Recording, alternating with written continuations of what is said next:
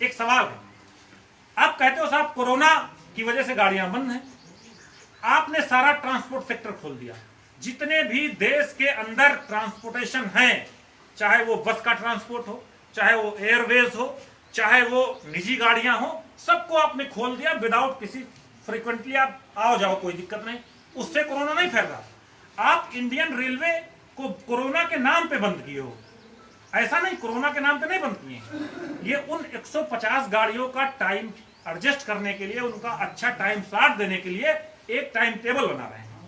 IIT Bombay को एक जिम्मेदारी दी गई है कि आप नया टाइम टेबल उन 150 गाड़ियों को ध्यान में रखते हुए बनाइए और उन गाड़ियों को 200 किलोमीटर का सिग्नल क्लियर होना, लाइन क्लियर 200 किलोमीटर की होनी चाहिए। तो वो टाइम टेबल, चूंकि इंडियन रेलवे इतना बड़ा सिस्टम है, जब हम पहले टाइम टेबल बनाए तब 1 से 2 महीना लगता था, सिर्फ रिव्यू करते थे। आज हमें पूरा नया टाइम टेबल बनाना है तो वो काम 3 से 4 महीने का है। इन्होंने उस काम को जुलाई से शुरू किया है और ये दिसंबर तक खत्म कर लेंगे। दिसंबर तक आपकी कोई गाड़ियां नहीं चलने वाली।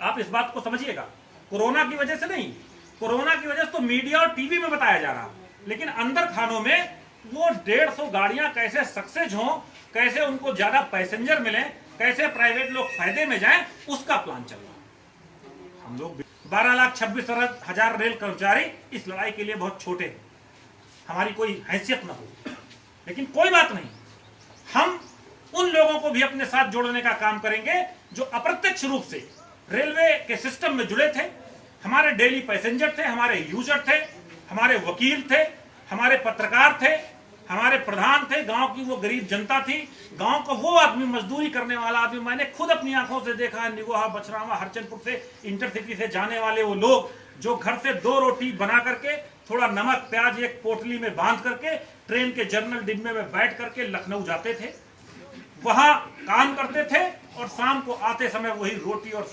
प्याज खाते थे और स्टेशन के नल का पानी पीते थे और अपने घर में चले आते थे एमएसटी बनवा करके। हम उन लोगों को भी इस लड़ाई में शामिल करने का काम करेंगे और वो बहुत बड़ा तबका है, सरकार की चूल्हे हिल जाएंगी। लेकिन आज पद्धति में कहीं कमी है, हम कहीं अच्छे से काम नहीं कर पा रहे, तो आप मुझे ट्रेन करिए ना, आप मुझे ट्रेनिंग दीजिए।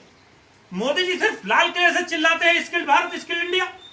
कहां पे स्किल्ड सेंटर खुले हैं, कहां लोगों को स्किल्ड किया जा रहा, कहां लोगों को उसकी जरूरतें पूरी की जा रही। तो साथियों, ये समय हर एक साथी को जागरूक करने का। हमने कहा, महामंत्री जी ने कहा कि 7,500 स्टेशनों पे, हर स्टेशन पे ऑल इंडिया रेलवे फेडरेशन एक कमेटी का गठन करेगी, रेल बचाओ देश बचाओ, सेफ रेल सेफ नेशन, एक कमेटी बनेगी और हम स्टेशन के साथ साथ यहाँ के लोकल यूजर्स को भी, प्रधान को भी, पत्रकार को भी, वकील को भी उस कमेटी में रखेंगे और हम किसी भी कीमत पे जीवन के अंतिम सांस तक इस रेल का निजीकरण नहीं होंगे, ये भरोसा आपको करना पड़ेगा।